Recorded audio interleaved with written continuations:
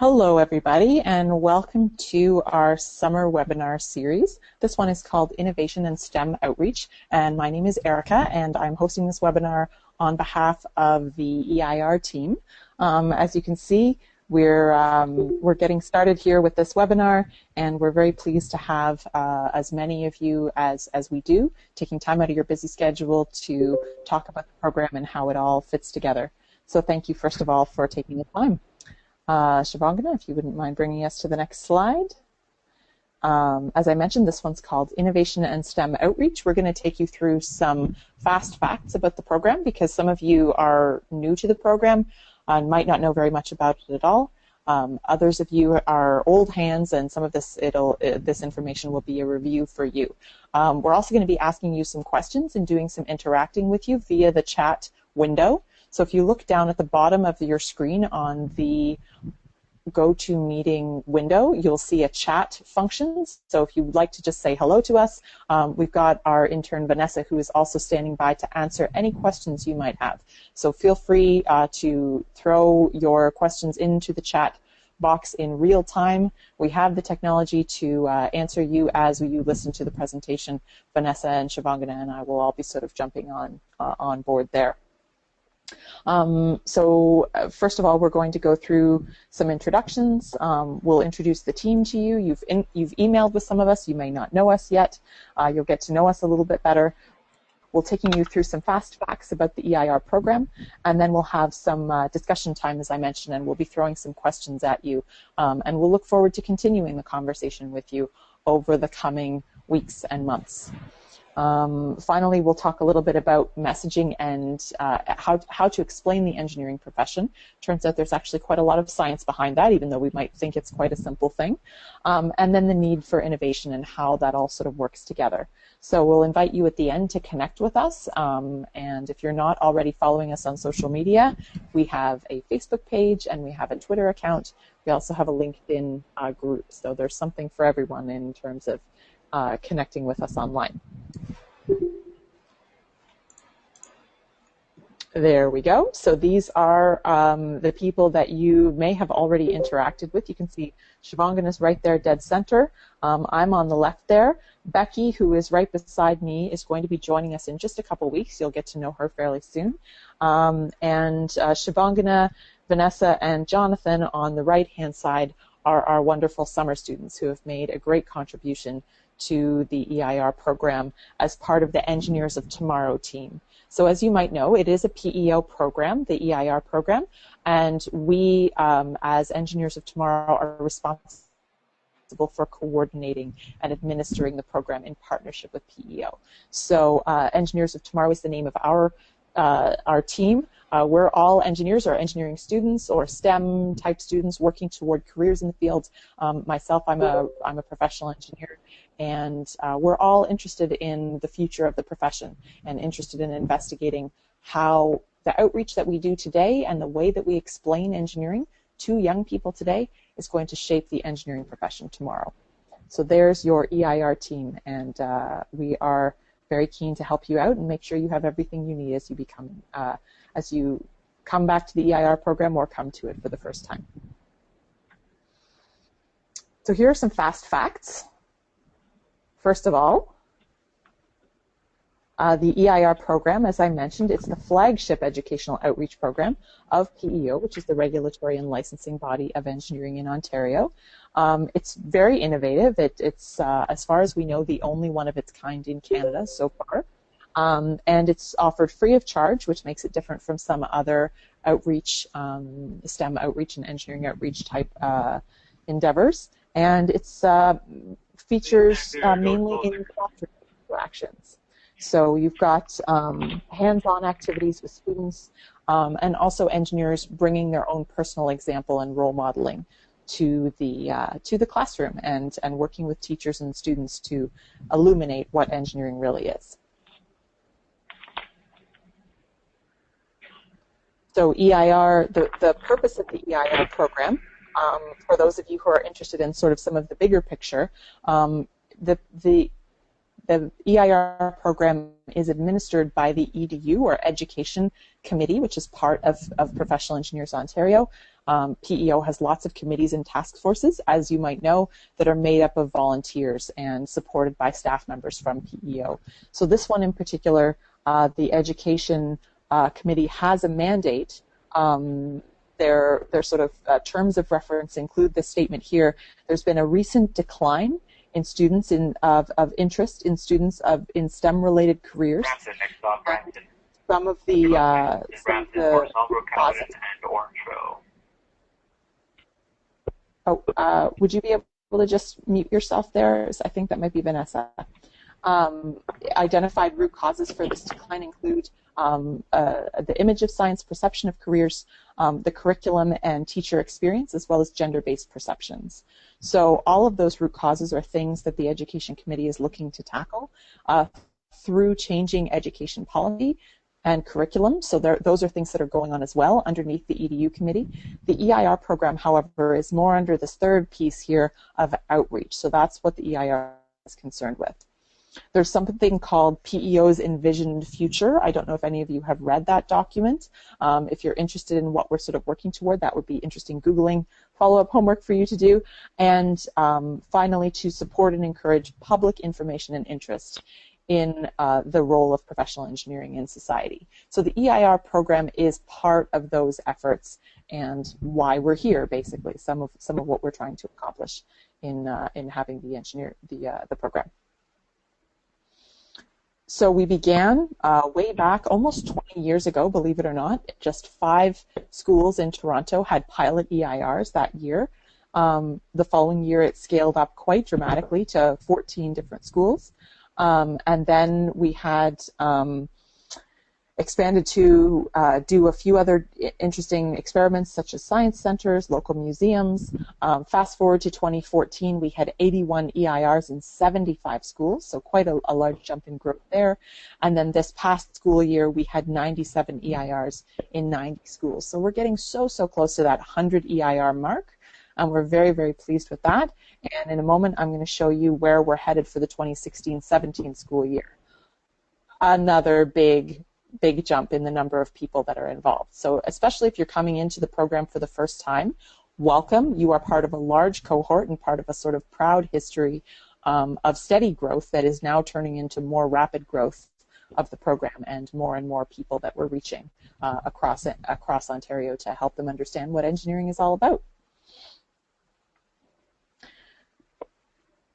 So Siobhan, if it's okay, I'm going to turn this over to you and you can talk a little bit about what the EIRs are up to and what they said about their experience. Thanks, Erica. Hi, everyone. So I'm just going to share some stats with you. They are basically like key performance indicators dictating the quality of these outreach activities and these classroom visits and what the EIRs derive from it.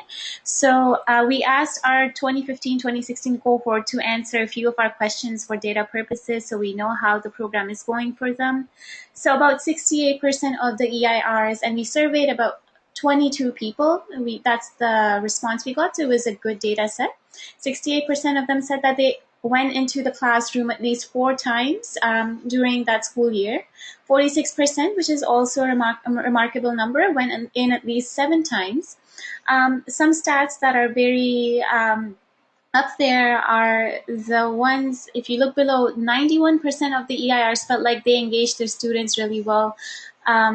And finally, if you look right at the bottom, 96% of the EIRs believe that their participation in the program allowed them to influence the future of engineering. So these are very spectacular responses that really show what we are trying to achieve through this program offering.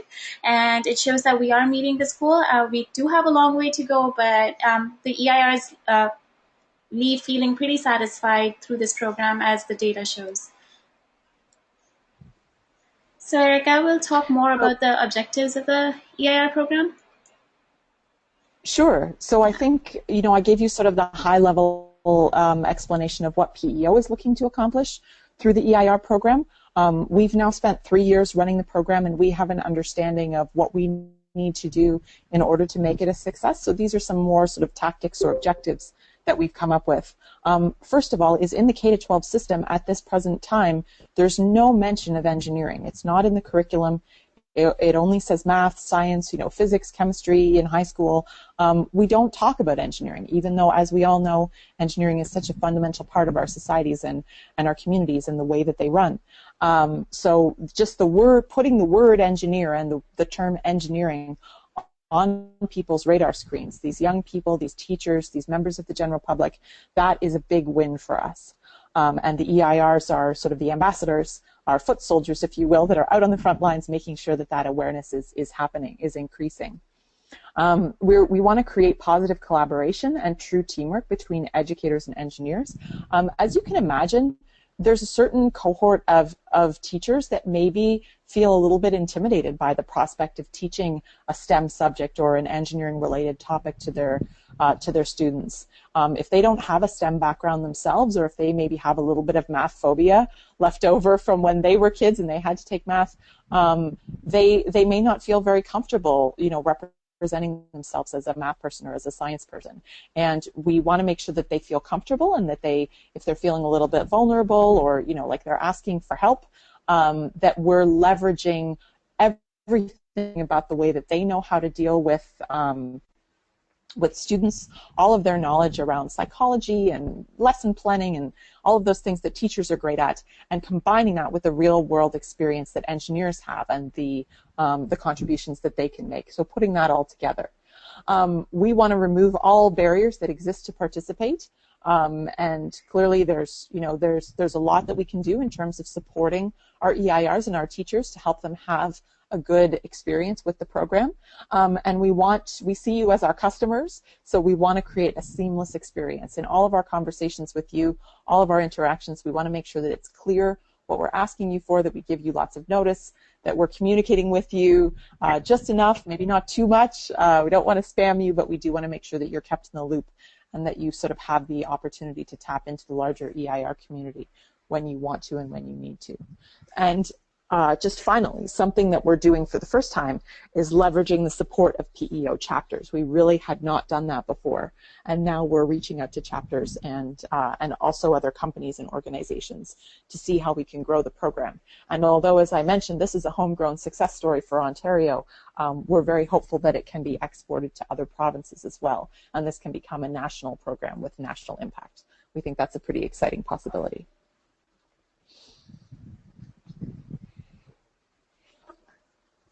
So Shivangana, do you want to take it from here? Yes. Okay, so everyone, this is where we will need for you to engage with us. So get your hands on the chat box. We will be asking you a few questions. And the ones we'd like to begin with is to just kind of gauge what you think would be the estimates of how many Ontario schools have an EIR in them, and also what % of Ontario's engineers, so that includes PEngers and EITs, participate in the EIR program. So let us know your estimates in the chat box, and we will reveal to you the answer in the next slide.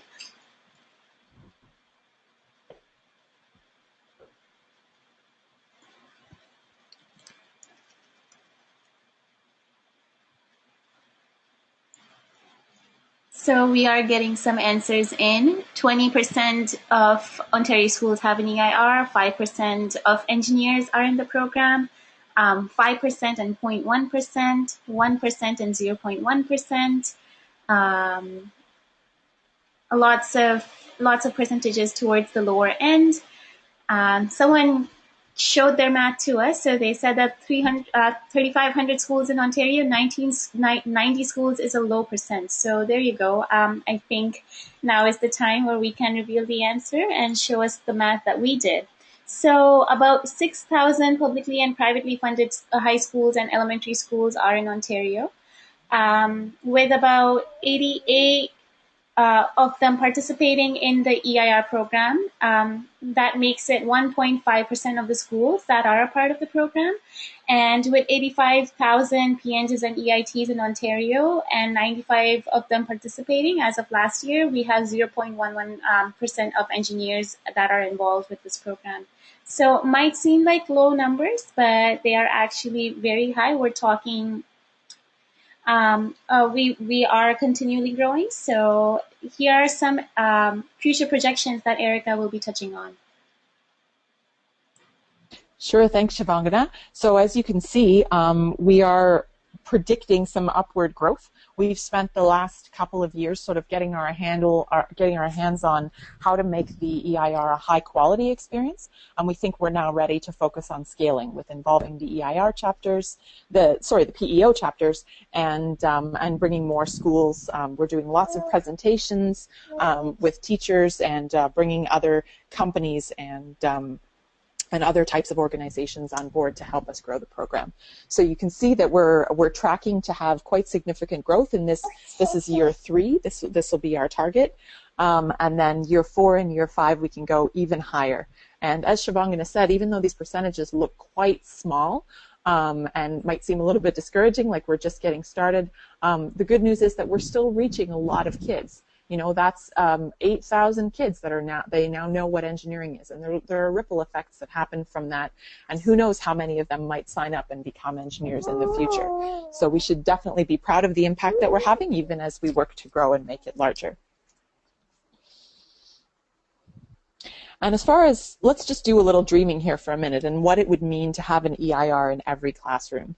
So first of all, that brand recognition problem that I mentioned earlier would be solved. Every kid would know what an engineer is or does, and what engineering is and how important it is.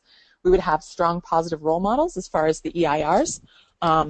Maybe we would even have more portrayals of engineers in media, because we would be sort of hitting that critical mass of awareness. STEM careers would be recognized as cool and rewarding, sort of like the way doctors are looked at now, or potentially even jobs in design.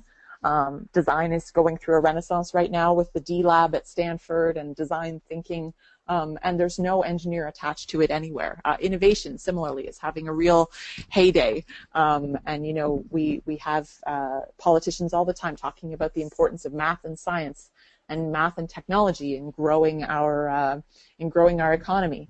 The word engineer just does not appear in that conversation, so we definitely think that that would be shifted as well. Higher technological literacy, you know, whether these young people sign up to become engineers or not, maybe that's not even the point. Not everyone is maybe meant to be an engineer, but they can certainly sign up with greater, they can go through their lives with greater awareness as more respectful and sort of conscious customers of technology, and understanding what goes into making the society and the processes and the products around them. We also would have better gender parity, because we think that that's an important focus as well for the engineering profession.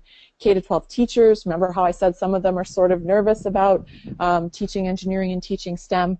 We think that they would be a lot more comfortable and confident in creating positive engineering experiences, whether there's an EIR in the room or not, to support them. And we would have that grassroots relationship building effect, in addition to some of the high-level position papers and advocacy that we're doing, trying to influence curriculum and things. We do see that having conversations with teachers and educators and creating those one-on-one conversations could be a very key part of getting some of those changes involved. It's also a lot of fun and a great leadership building opportunity for the PEngs and EITs that volunteer. And so we think that there would be some really amazing, well-rounded, sort of fearless, confident presenters as a result of all of the EIR activity going on around the province. So Shivangana, can I turn it back to you to do the questions? Sure. So we would like for you to kind of discuss with us what made you volunteer with the EIR program. We have some responses from previous EIRs as well, but we would just like to know what prompted you to get involved with this program, if you are doing this for the first time, or if you are returning, what prompted you to come back. So if you can, could you please type your responses in the chat box, and I could share that with the whole meeting.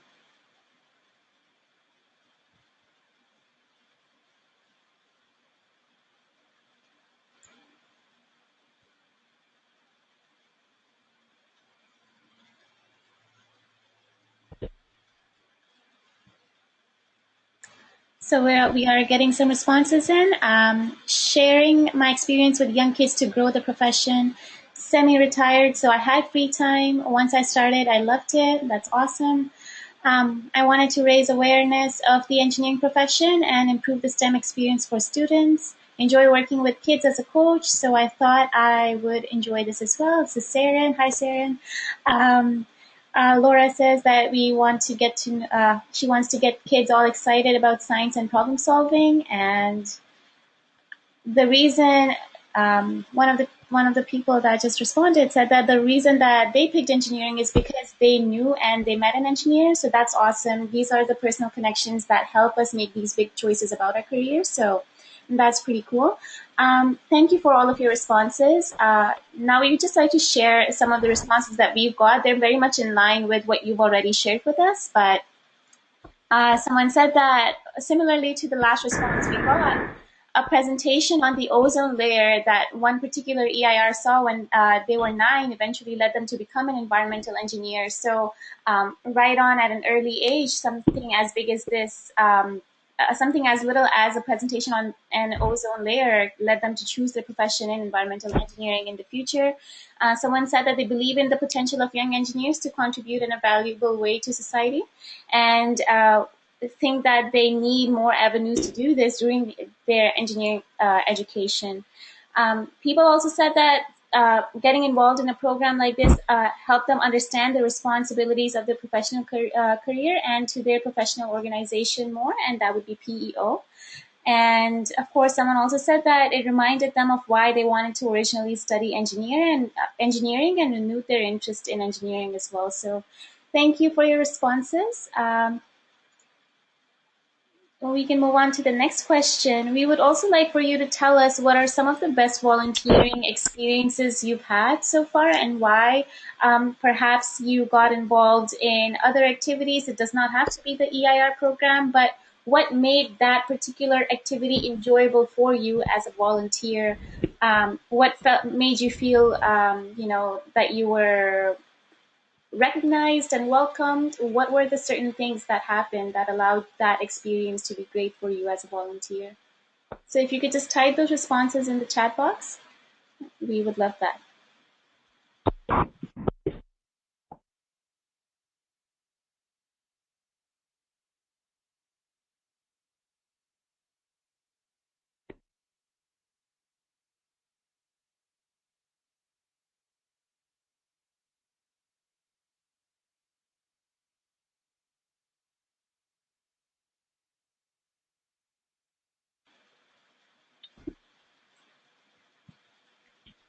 So getting some responses in again, Siren mentions that she saw the sense of accomplishment that one of the soccer players mastered, that the soccer players got once they mastered a skill that they thought that they couldn't do. So that is very rewarding when you see people achieve, the little things that you help them learn. Other responses, I get all kinds of positive messages from students, teachers, principals, and parents. So just, feeling that sense of appreciation and acknowledgement. Other responses, teachers were highly motivated to have an engineer to assist. Felt successful when the students would feel comfortable enough to come up and ask questions. So that is fantastic. You developed a sense of curiosity in them and you planted that seed. What better teacher could you ask for? So that's awesome. Judging at a high school science fair was really interesting to see what the kids were presenting and have them ask questions about universities. So something like a high school science fair got them thinking about their future and their career. So that's awesome. Erica will dive deeper into how we tend to recognize our volunteers in the EIR program. So Erica, do you mind stepping in? Sure. Thank you, Shivangana. Yeah, absolutely. So I think something that we just wanted to touch on here is that this program would not exist without you, without your volunteer contributions. And we know that everyone is very busy, and we cannot stress enough how much we appreciate the fact that you're taking time out to, sort of put your money where your mouth is in terms of the way that you spend your time.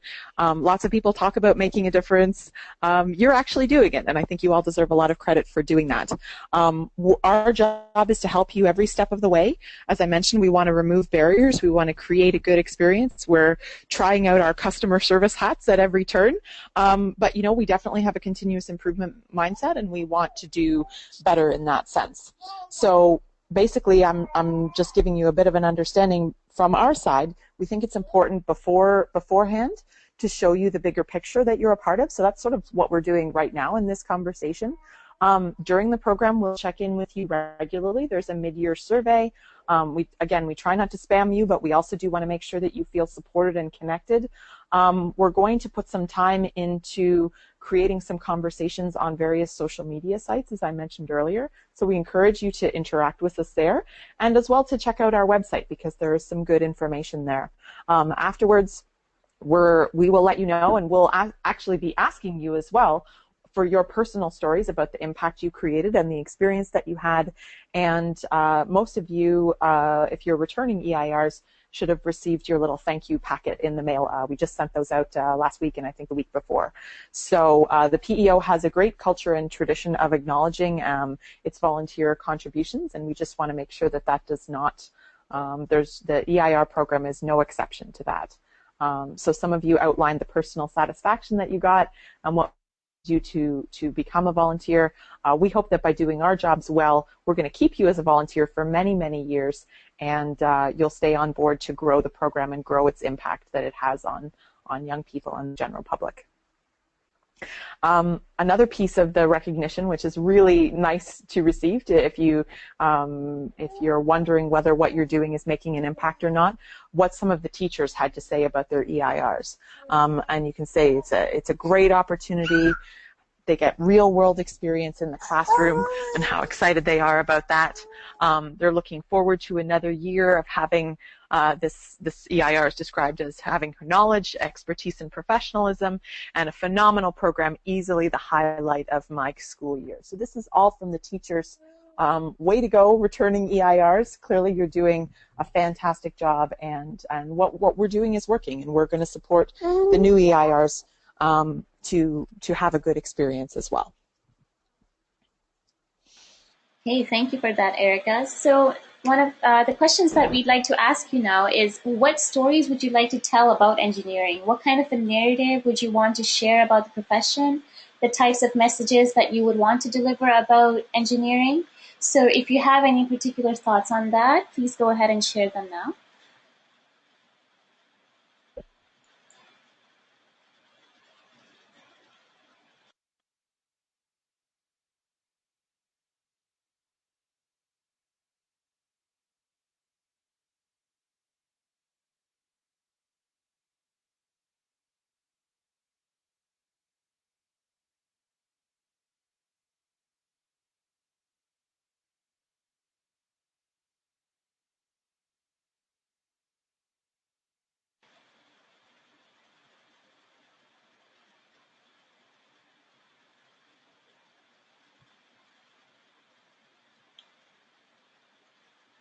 So some answers coming in. What stories would you like to tell? Well, travel to crazy places, work with really interesting and cutting edge technology, seeing your work brought to life. Cool. Sharing passion for science, not only engineering, but including innovation and creativity in programming and building things. How engineering has evolved over time. So building the spiral tunnels in the rail system out west to designing circuit boards and systems. Someone also said that they'd like to talk about the research side of engineering, something I found I didn't get much information on in undergrad or high school. So this is awesome. Yes, these are all different arenas through which we can get, a better narrative about engineering going on. It's because right now the scope of these stories is very limited, as Erica will touch on in the next slide and discuss the current narrative that surrounds engineering and how we can better improve this process. Thanks, Shivangana. Now, this is such a massive topic. We could probably spend a couple of hours diving more deeply into this, but we wanted to sort of get you thinking, if you didn't already start brainstorming on this when you were interviewed, or if you haven't already started thinking about it, what the sort of default or status quo narratives about engineering are. I was told when I was in high school, you're good at math and science, so you should study engineering. Assuming that math and science was engineering, or that engineering was math and science. Whereas, as we know, it's actually so much more. It's also about problem solving and teamwork and people and design and other things that are not necessarily included under that sort of general umbrella of math and science, or certainly what kids know math and science to be. So that it's just about building stuff, or that it's just about scientific aptitude, or sometimes they think that it's just about driving trains. Those are some of examples of sort of wouldn't say that they're incorrect all the time, but there may be incomplete narratives about engineering. And some of those default messages have the potential to turn away kids that might actually be fantastic engineers, just because maybe that default story doesn't really appeal to them. So we're all about shifting that. Some of you may be familiar with these messaging guidelines. We're big fans of using evidence-based methods, and in this case, this is based on some research that came out of the National Academy of Engineers. It's called Changing the Conversation. It's a campaign that they ran a few years ago, and they actually ran a research study and said, these are the best ways to explain engineering to young people and the general public. Refer to the diversity of challenges, be very explicit about the fact that we're inclusive, that we need a diversity of people, that engineering shapes the world around us, and that's a really interesting way to jump off and get into all sorts of different conversations, talking about how engineering shapes our world yesterday, today, and tomorrow. And of course, with Canada's 150th anniversary coming up next year, we have an opportunity to talk about Canadian engineering and all of the contributions that it's made in the last 150 years and what it might do in the future. Creativity and imagination are two terms that we might not think of when we think about, sort of the status quo of the analytical mind and the engineering always being about facts and problem solving and optimizing and things. But really, it is a creative profession, and we're turning ideas into reality on a broader scale. And engineers making a world of difference. Health, safety, and happiness, that message is shown to test especially well with girls. So these are examples of narratives that you can reinforce through your activities, through your speeches, through the examples that you give when you're speaking with your students and with the teacher, that are shown to really inspire and broaden people's understanding of what it is, much more so than messages that might be floating.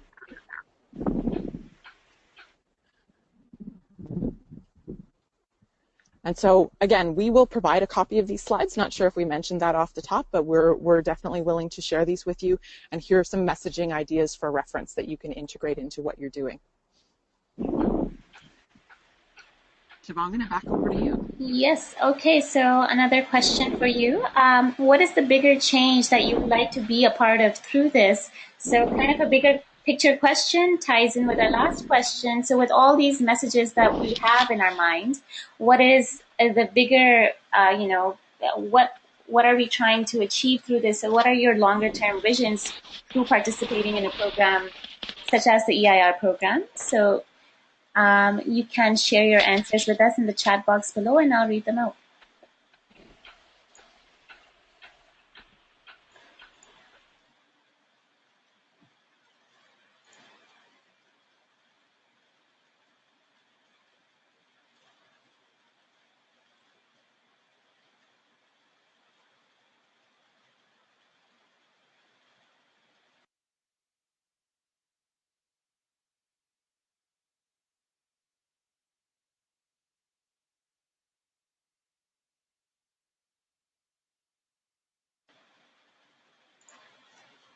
So we have some answers coming in.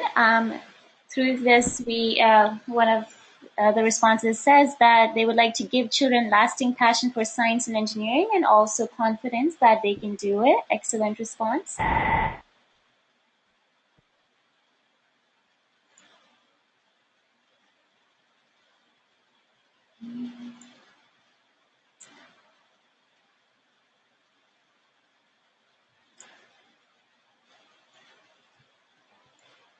I think a lot of this was answered in the previous question as well. Okay, we have one more.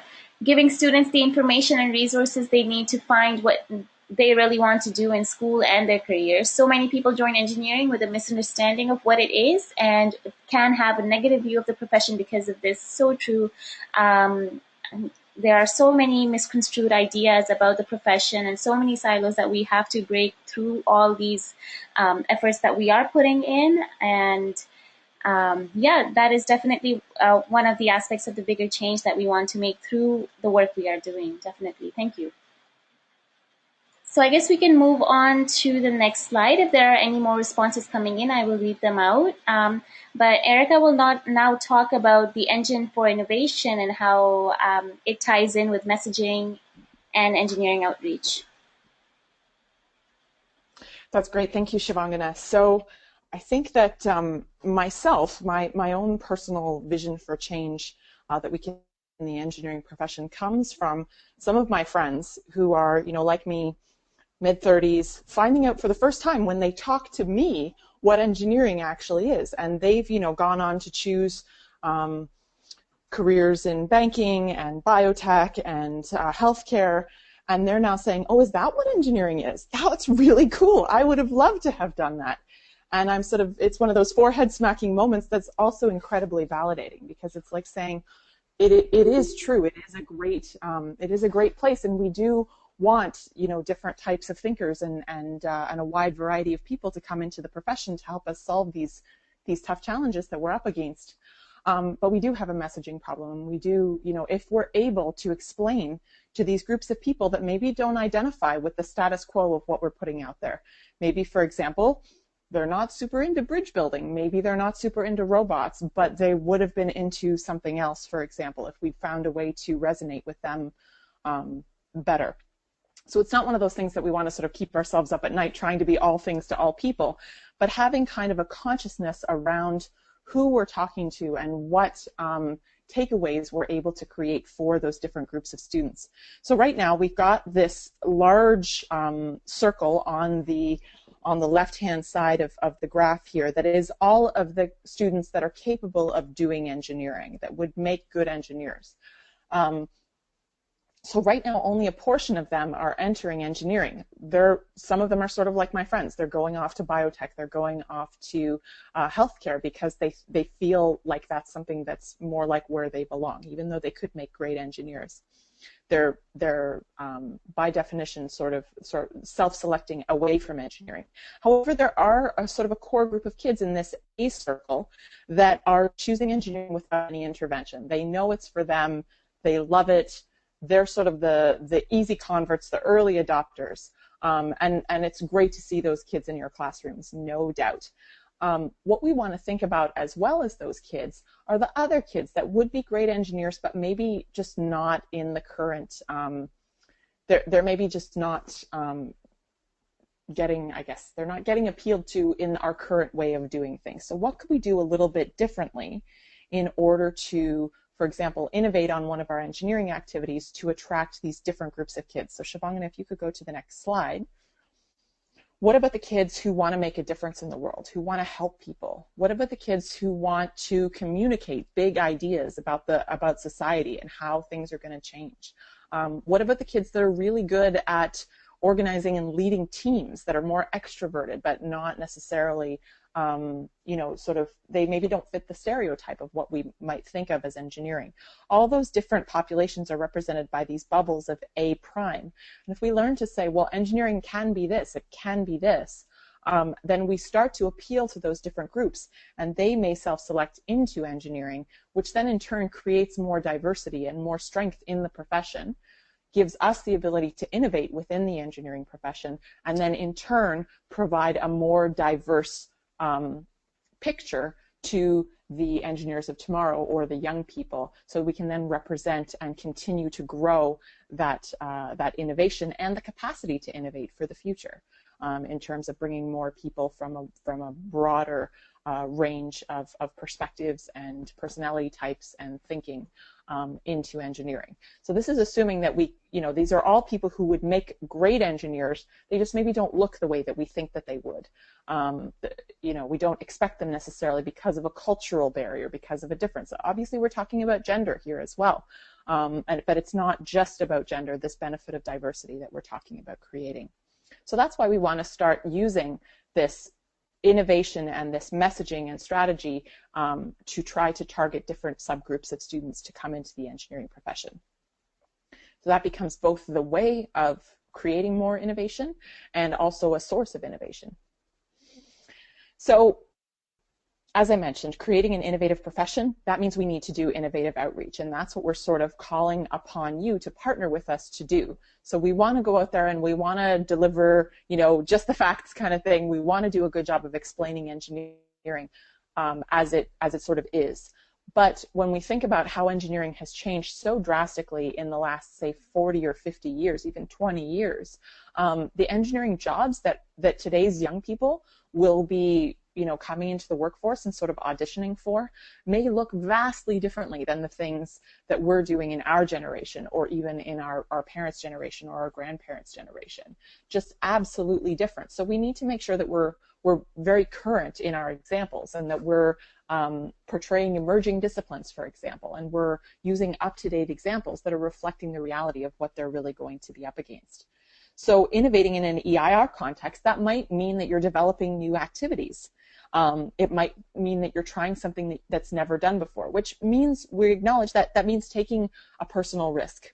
And we're used to avoiding risks in our engineering jobs. We're very, very committed to safety and protecting the public. And so that often, I know, I always notice that in my manufacturing job, that anytime there was a safety issue, that would get elevated to the top of the page.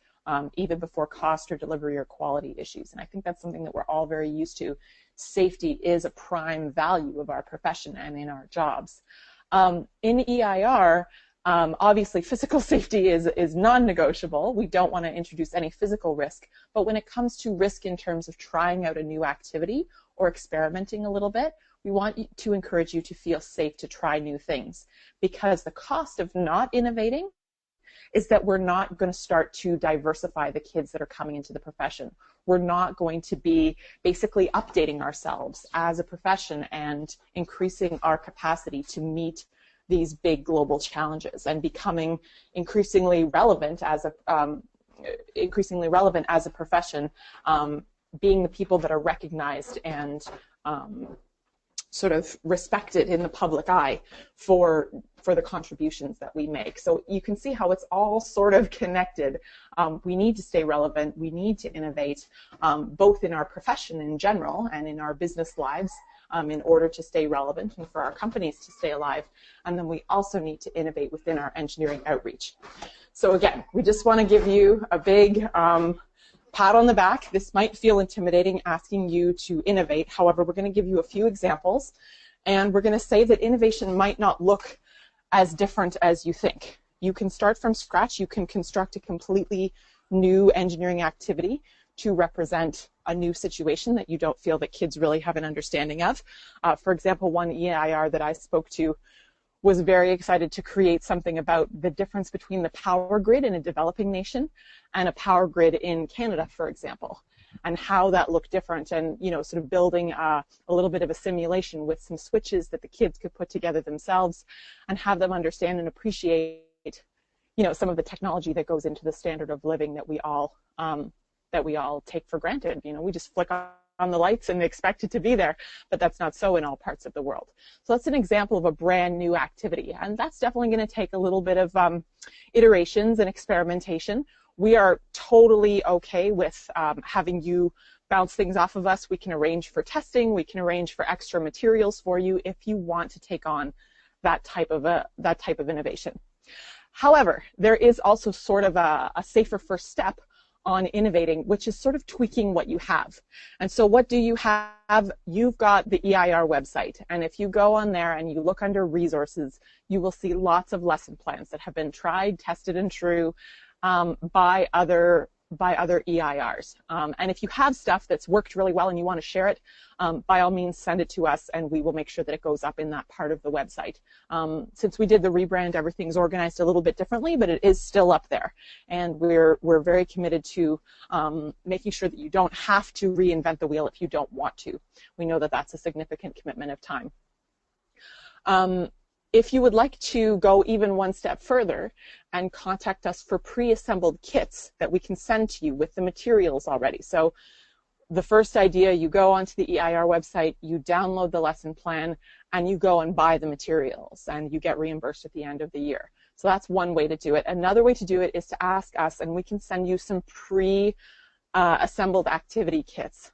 So some of you have already experimented with a few of those. We're going to depending on what the demand is like, we're going to together a couple of batches of pre-assembled activity kits and send them out to you, because we know that that's sometimes a barrier for your getting into the classroom and doing some activities. And again, our job is to remove those barriers. So that's another option that we're offering. In addition to those, so those are some examples of tweaking what you already have. Shivangana has a couple of examples of accessible innovation that we hope you will find practical and inspiring, and potentially you can innovate them. You can integrate them, into your EIR classroom activities. Okay. Thanks, Erica. So going with what Erica said, we can either innovate from ground up, or we can fix what we already have and inject a dose of innovation in the activities that we are used to doing. One of the more popular activities that are used in, engineering outreach context is bridge building. There's a lot of that that goes on during the NEM season, lots of bridge building, and it engages, a lot of youth. However, sometimes bridge building may not include a diversity of thinkers, because it can be an activity that may be that may just appeal to a specific group of people that may be interested in structures, students that want to build things. But this is the narrative that is very limited and is not accessible to everyone. So because we want to expand that narrative, we need to find a way to make this pre-existing activity something that is accessible to all, something that everyone enjoys. So that can be done. We don't need to start from the very bottom. We can take this very activity and make it innovative. And this is what the EWB, so Engineers Without Borders chapter, did in Vancouver. They took the bridge building activity, but they injected a social context to it. So as you can see, they gave a map to these students and asked them, where would the bridge be best placed? There are two communities on the two sides of the river, and where would it be most beneficial for these two communities to have that bridge to connect these communities? Questions that were asked were, how fast would it be for an ambulance to reach from one community to another if we place the bridge, for example, at one side rather than the other? So all of a sudden, this is not engaging just one group of thinkers. This is engaging and pushing the boundaries and engaging people in a more social context. They are thinking about their community, and this ties back to one of the messages that Erica talked about previously. So health, safety, and happiness, and how that message appeals to a lot of young girls. So all of a sudden, you are getting this a variety of response for an activity that was as simple as building a bridge, and you are getting solutions to real world problems. So this is one of the ways you can make a pre-existing activity more innovative, because you are challenging a diversity of thinkers and you are bringing in greater perspective.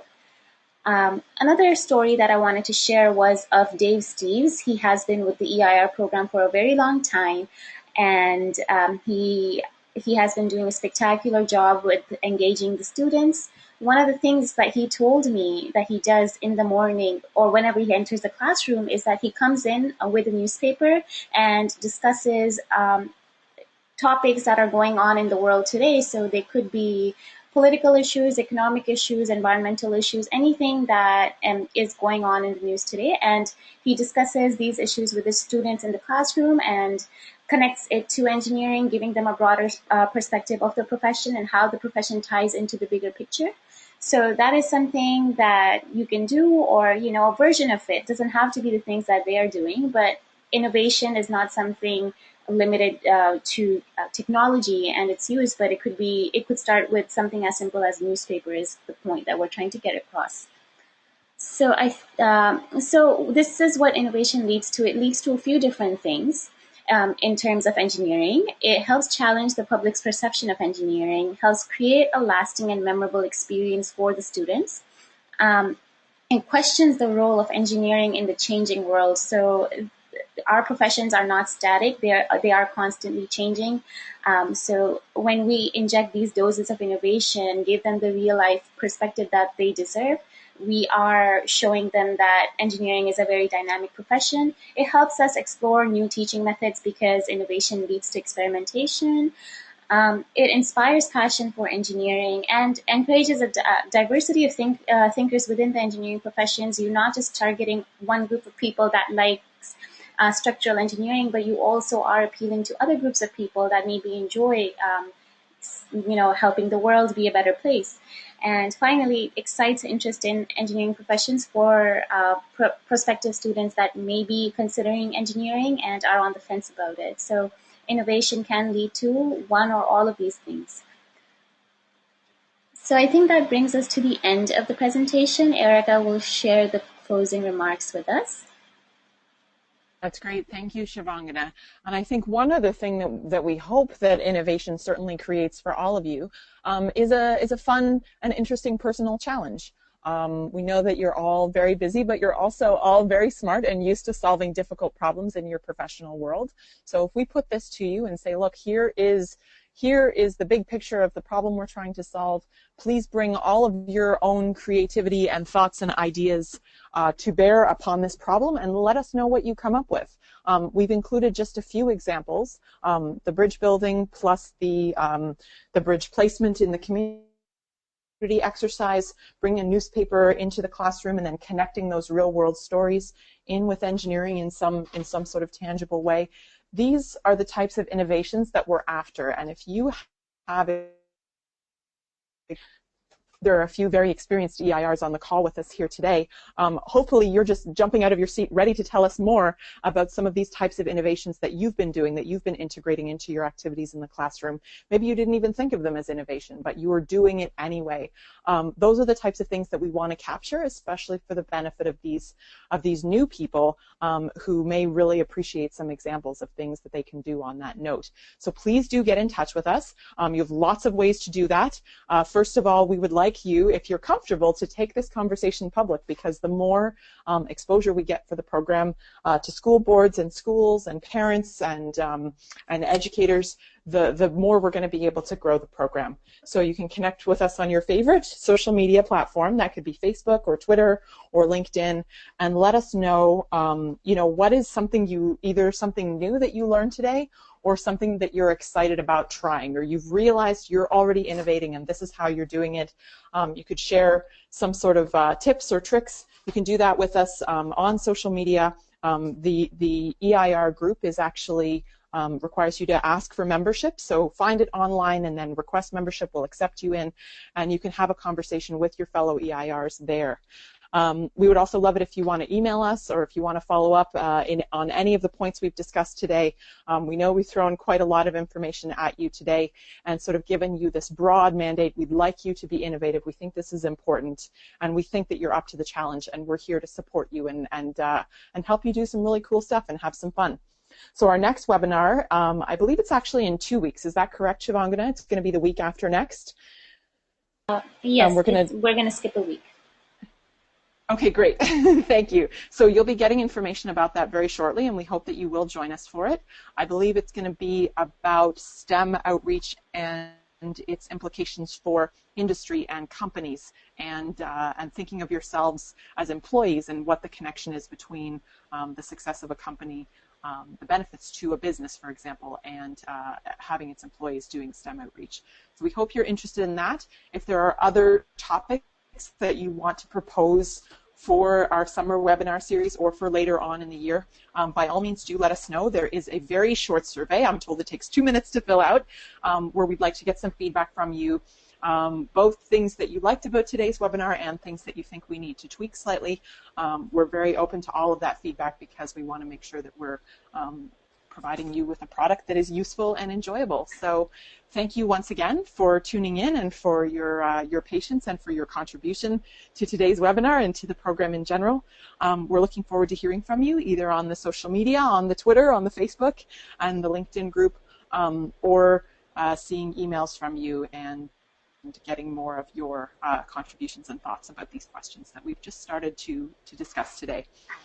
So thank you very much, and have a great night, everybody. Thank you. Thank you. Thank you.